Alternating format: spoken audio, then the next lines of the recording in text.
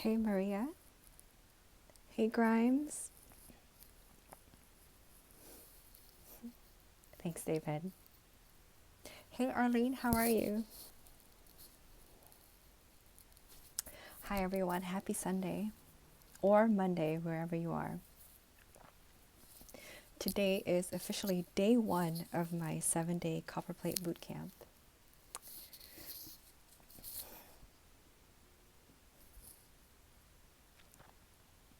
Hey Jane.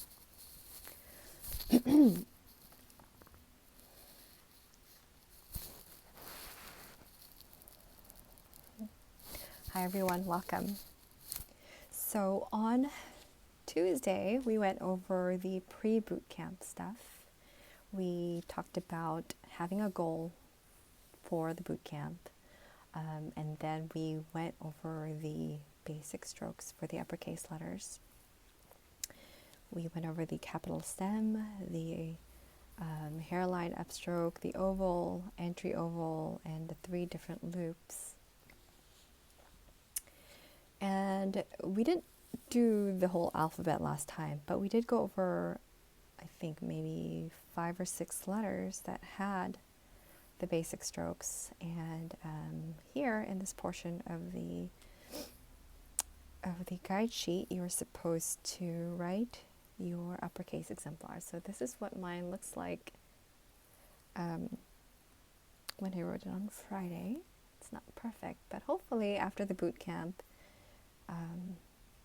I'll see some improvements. So I hope you'll see the same for your sheets. Thank you so much, Gordon. Okay, so let's get started with day 1. But first, let's recap what we have, the drills that we'll be doing for the rest of the week. Okay, so today we're going to be doing this candy cane drill here. Tomorrow we'll do the twists. The following day we'll do the oval. And then we'll do some of my favorite things here, which is the calligraphy drill boxes. And this was inspired by my friend Bianca Mascaro. And she's the one who actually made me these drill boxes. I was just writing them on grid paper. And she created this drill boxes for me. And I've been using them for, 3 years now? For day 5, we'll be doing this oscillating loop. And finally, for day 6, we'll do vertical loops and twists.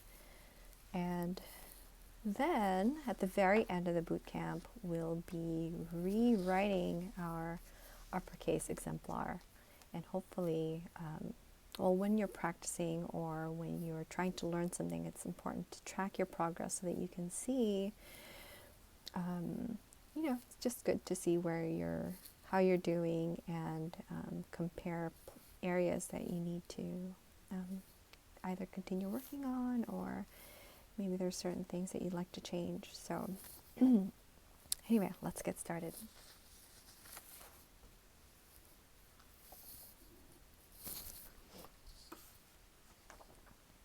Okay, I mentioned in the previous broadcast that there are two versions of the guide sheets. You have the long version and the short version. So the short version will look like this. You'll have 6 days scrunched into one page like this. And you'll have the long version where there's a page for each day. Okay, so day 1, day 2, day 3, day 4, day 5, day 6, and day 7. Okay, I'll be using the long sheet because I'll be taking some notes.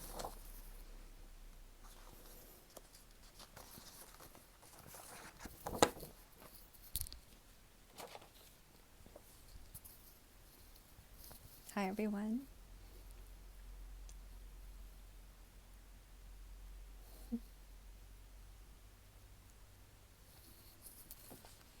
So let's start with day one. Now, as always, it's important to understand what the drill is and why we're doing it. So let me turn you guys a little bit more. The sound is too low.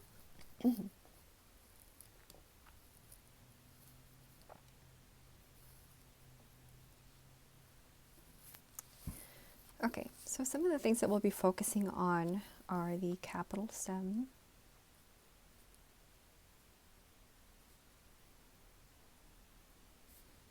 and the hairline upstroke.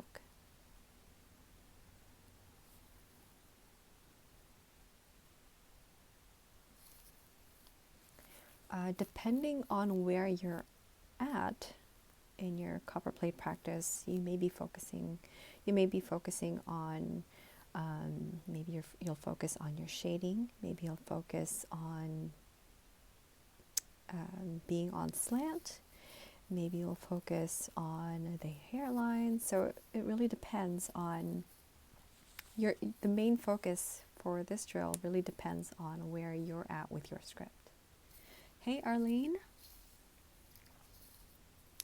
So let's name them. We'll focus on the shade, slant, and something else here. I can't think of it at the moment, but let's go ahead and get started. So for this drill, we'll be using these 4 lines. This red line here is our beloved baseline. Then we have our header line or waistline. Then we have 2 lines above the header line, the first ascender line and second ascender line. And the space between the header and the base line is called the X height.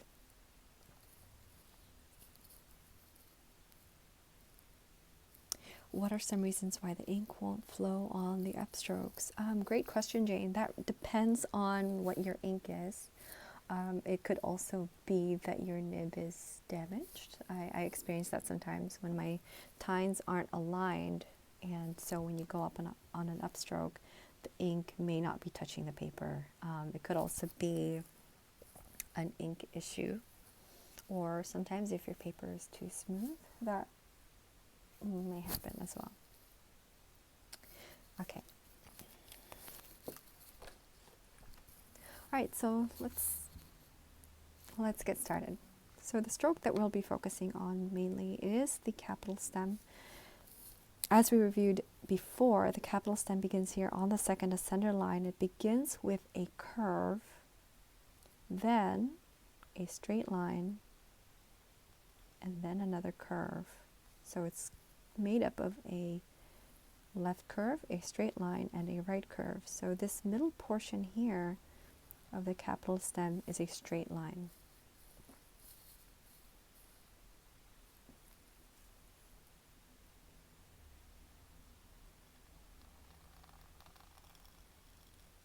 Okay, notice that my shade here is parallel to the 55-degree slant. Now for the upstroke hairline, we're going to draw the same shape, the same 2 curves in a straight line, only we're going to begin from the baseline and come up to the second ascender line, and we're going to draw our straight line off the slant. So here's our straight line right here. And it is not on the 55-degree slant. Okay, so let's draw a couple of these. Are the curves equal? Yes. Yes, the curve should be equal for this exercise. I should also say that depending on what stroke or what type of capital stem you want to practice, you may decide to have more curvature. Now this is exaggerated. Okay, more curve or less curve. Okay, so notice the width of this capital stem versus this capital stem. Okay, you can try both, why not? Just make sure that you have ample hairline up here and down here, and avoid applying pressure too soon and not releasing pressure soon enough so that you have this really thick capital stem. You want to avoid that. And you also want to avoid uneven shading, so maybe something like this or something like that. Okay.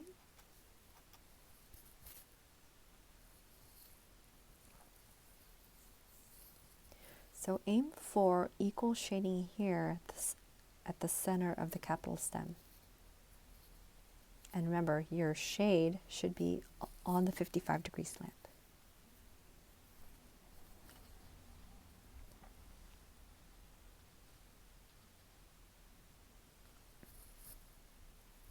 Okay, so let's do a couple.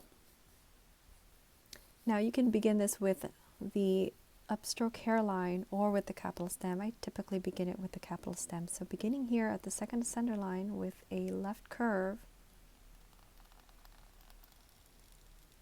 come down to the baseline, then we'll lift our pen,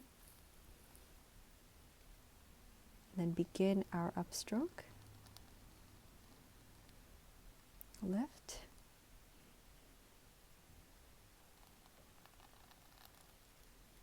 lift,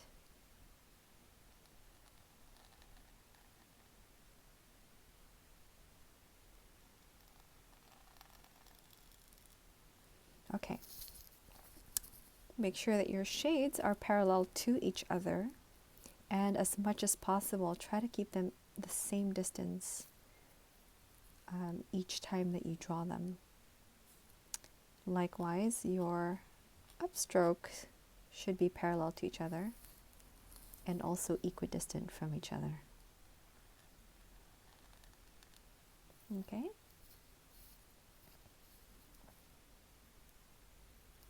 So you may decide to just do a few of these and make sure that you're stopping periodically to assess what you've just written. So let's say that your first set of drills looks like this.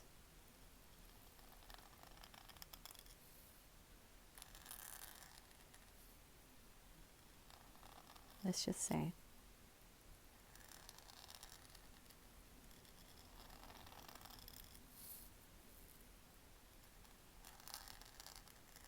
Okay, so let's just say that that is your first set. Now, it's important to embrace the mistakes that we make and really, appreciate that appreciate our try. And a lot of times you'll find that when you're practicing, what we're doing is a lot of trial and error, trying to figure out what will work, what will not work, and most importantly, how can we make it better? So after you've done, a few strokes, pause for a minute and think about what just happened, or even stop after 1 or 2 strokes. So it's important to critique your work. So in this first stroke here, my shading is too low. I had an ink blob there. This hairline, it's really difficult to assess. It seems a bit too straight for sure. I don't really see any curvature here except for here on the bottom. This second downstroke here is top heavy. The shade is concentrated here on the top half, and really for the capital stem, we want it to be here, evenly distributed at the center. Second, we've got this hairline upstroke, which doesn't look too bad. However, our aim here at the center was for this straight line to be off the slant. And granted, it is off the slant, but it's off on the wrong side of the slant. So this next one here, it's not too bad. It's a bit bottom heavy, but that might be, well, that is the best one of the 3 so far. And this last upstroke here is a bit too rigid. There's a curve here, but it's kind of squarish. So hopefully as you do this, this is the kind of critique that you are doing as you go. And it's not about doing it perfect on the first time, the first go, or even the first 100 times. It's really about the progress, the micro progress. And sometimes it's one of those things that you don't see day to day. It may be something that you see when you compare your work after a week or after a month. But as long as you're just getting a little bit better every time, that's really the goal here. It's not to aim for, it's not to make the perfect strokes, but just to get better and better each time. Okay? So the last thing that I want to say about this drill, let me just draw one and then we'll talk about it. I really hate to give an angle for that upstroke. It really depends. It depends, I want to say, on your oval. Okay? That's a great question. So if our oval is narrow, let's say here's our oval and it's a narrow oval.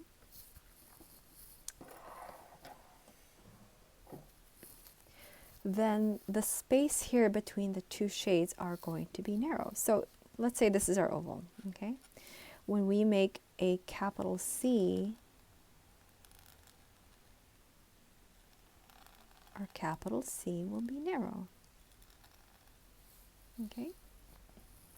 Which means that if we drew a capital W here to match this letter C, we can't draw it too wide.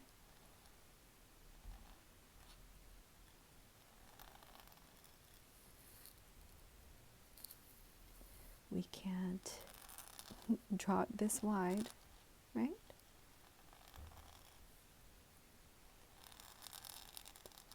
It doesn't match the narrowness of this oval. So, again, if our oval is this narrow, we'll need to draw a narrower W. So I wish that I could give you an angle here, but it really depends on you and what your script is, or maybe the exemplar that you're following. So this narrow W matches this narrow C. Now let's say you prefer a more rounded oval, okay?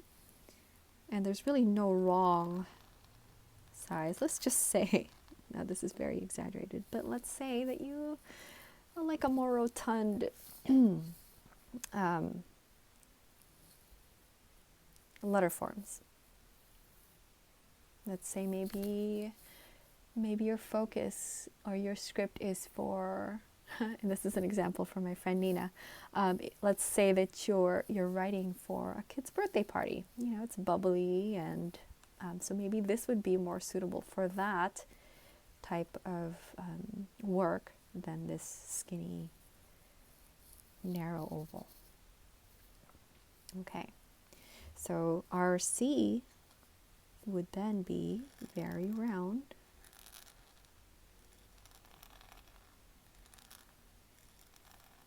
Okay, so this W still is it's still a bit wide, but this W would match this C, or rather this oval, better than this W. Does that make sense? Okay, I hope that explains it. Let me see how much time I have left. Okay, I have just a few minutes left. I forgot what I was going to do after this. Does the width of the entry stroke in the W stay the same regardless of the angle of the upstroke or the width of the oval? That's a great question. You can see here that this doesn't look like it goes too well with this, right? So in this case, I would have made this a bit wider as well. So it really depends on what look you like. or what exemplar you're following. Yeah, I hope that answers your question. So play around with it and see. What would happen if you made a narrow entry and a really wide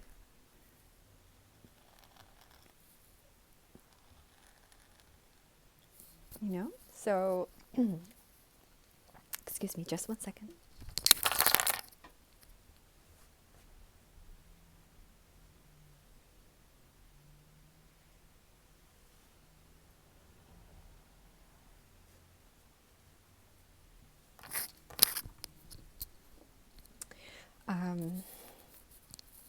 Yeah, so when you're practicing, don't be afraid to try new things, even if you don't know, even if you don't think they're going to work out, but it's important to, make some trial and error. I think a lot of times, excuse me, a lot of times we're so afraid that we're going to make a mistake that we just don't even bother to experiment. So don't be afraid to make a mistake. It's just a sheet of paper. But let's try it. Let's see what happens if we make a giant entry. And sometimes you may be looking, that may be the look that you're going for, kind of the odd thing. So here it doesn't look too bad. This definitely does not look very elegant. Hey Jill. I'm so excited too. I think I'm coming out with a cold or something. My throat is kind of itchy, so I'm going to try not to talk too much. Okay, so let me just draw one more set and then I'll let you guys go so you can practice, because I know you're super excited to give this a try. And I call this the candy cane drills because I did this maybe 3 years ago, something like that. And I did it with a dark orange ink, or maybe it was red. And it looked like a candy cane. So it just kind of stuck that way, and I just called it that. Make sure you're lifting at the baseline and when you reach the header line. Now, if you're up for a different challenge, maybe this is boring for you because, I don't know, maybe you've done this a million times already. You can try oscillating candy canes where there are different sizes. Is there a general, sorry, let me scroll up to read the questions. Is there a general rule for where the straight part of the stroke should start? The straight part, I would typically begin that right about here, maybe. Not quite at the first center line, but just above it, and I would end it right there. Okay, but it really depends also on what letter it is, but typically you want to keep your straight stroke here, but definitely here. By the time you get to the center of the stroke,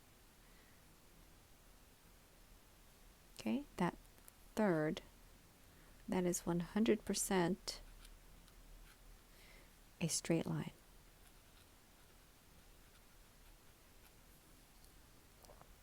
Okay. All right, there's another question. What size is the best for practice for a beginner? For lowercase, I recommend beginning at least 8 millimeters for beginners. I think there are some books that suggest even 9 or 10 millimeters for lowercase. For uppercase practice, the X height here is 6.5 millimeters. But you can practice at a higher X height, but I wouldn't go any smaller than 6 millimeters. You're welcome, Jane. Good luck with that. I can't wait to see. Hi, Marissa. Hey, Mindy.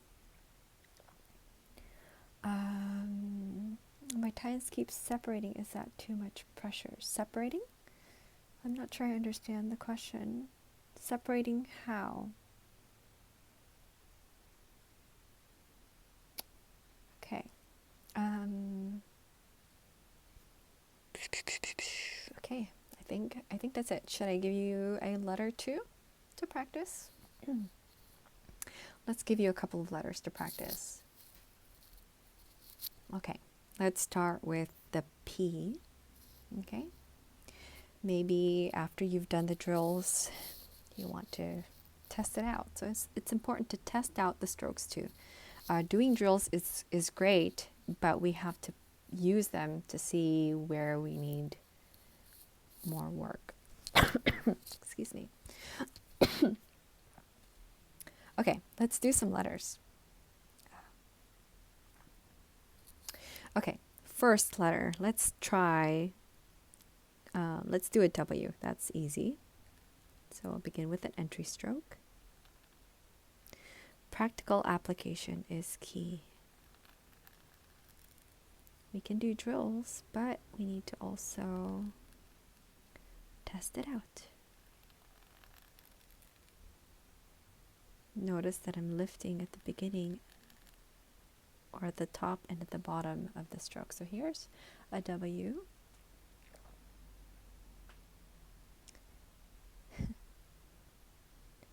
Can I do a question mark? Sure, Maria. Let me do that at the end. So once you've tried that, try a P. This ink is not very good. I'm borrowing my friend's ink because I forgot my ink at home.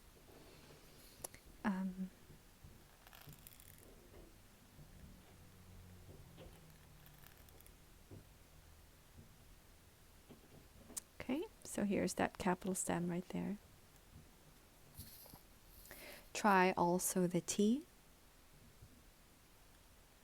Notice the height of this capital stem. It's not quite as tall as the capital stem of the P.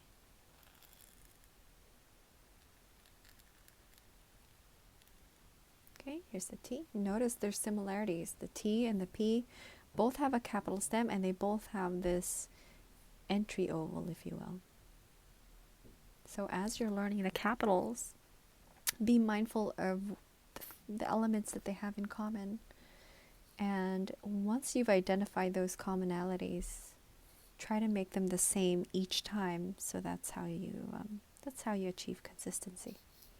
Okay, so that's letter number 1, letter number 2,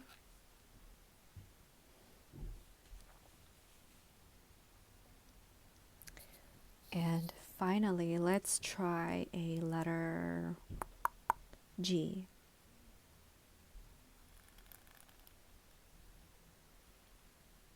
Entry oval, regular oval,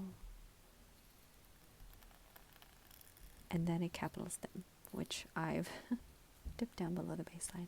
So this capital stem here is 2x heights. This one here is 2.5, and this one here is 3. Hi, Sylvia. Oh, I'm excited for you to join a connection here, which I'm going to take as my cue to log out. I hope that I answered everyone's questions. I don't think I have the basic uppercase strokes, but I have them here. I'll show them one more time, if I could find them. Maybe it's under here? Nope. My desk is kind of a mess right now. Let's see. Okay, well, I can't find it, but I want to find it.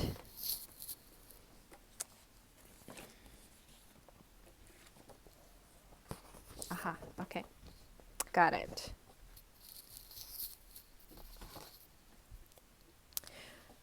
These are the basic strokes for the uppercase letters. We have the capital stem, the hairline upstroke, which could also be drawn as a downstroke. Just make sure that you are not applying any pressure. Then we have the oval, the entry oval, and these 3 different loops. Okay. All right, guys. Oh, thank you so much. Is it wrong to do a G the whole height of the other capitals? No, it's not. It'll just have a different look, Michelle. So if you wanted to draw your G, excuse me, if you want your G to go up a little bit higher, the only problem is that this capital stem may interfere with this oval. This I feel is more graceful. You could even bring it up a little bit higher. And again, this is where that trial and error practice / play comes in. So, you know what? Give it a try. Try to make this here and see what that looks like and see if you like it and see if that matches all of your other letters. Now, I've seen Fs, right, with a capital stem that begins at the second ascender line, and there's nothing wrong with that. This is just my exemplar, and this is just how I do my letters and how I learn them. So there are many different exemplars out there, many different variations, and you'll find that you'll have your own personal flavors, I guess, when it comes to writing. So yes, okay. All right, guys, thank you so much for joining me today. I will see you again tomorrow, same time, 4 p.m. PST, and we will do the twists. Okay, so let me just show this one more time. Okay, in case you want to take a snapshot. And later today, or possibly maybe tomorrow, because I don't think I'll have time later today, I will upload this video to my IGTV in case you missed the live. So no more missing live demos, guys. I'm just going to post it all up there on my IGTV channel. Okay, so recap. All right, capital stem, you can make them different widths depending on what letter you're doing, but practice them both. You want your shade to be on the 55-degree slant. Make sure you have 2 curves here, even if it's a slight curve. Avoid applying pressure too soon and releasing pressure too late. Avoid concentrating the shade at any one end. You want your shade to be here at the center of the capital stem. Make sure that your shades are parallel to each other and are parallel to the 55-degree slant. Now your upstrokes, you also want those to be parallel to each other, but we want them to be off the slant. Okay, notice that they're equidistant from each other. Just aim for progress. You know, it may not be perfect on the first go, or second go, or 100th go, but just keep going. Let's see, I think that's all that I have to say about this, and I guess this would be bonus homework, right? If you have time, or if you want to give it a try, try the letter W, maybe the P, or you could try really any letter that has a capital stem. And doing this kind of exercise also helps you to look at the exemplar more closely. Now, I shared an exemplar. Of course, I can't find it, right? I don't know where it is. Maybe I've left it in the folder. Nope, not in there. Okay. But hopefully what this boot camp will help you do is to help you look at the letters, in groups. Okay, so notice here, when you're practicing them, it may seem like a good idea to practice it all at once, but really what you want to do is to have a strategy for your practice. So this week, or not this week, today, we are practicing the capital stem. So you may choose to practice these letters that have capital stems. So here, this top group, this next group here has a capital stem. This group here also has a capital stem. So it's helping you to, I hope that these drill exercises will help you to take a closer look at the letters and make note of the things that they share, like the capital stem, or this loop, right? This loop here on the Y, X, and Q is also present here on the R and the T. So it's just about, you know, practicing sort of strategically so that you can maximize or optimize your practice and you're not scattered all over the place, okay? And even when you practice just the capital stems, maybe you'll just focus on this group, okay? Not even all the letters, but maybe you're just wanting to practice this group, or maybe, you know, you want to practice the capital stem that begins with this entry oval. Okay, so there are many different ways to practice, and how you practice really depends on where you are in your script and what your goal is. So be mindful of your goal.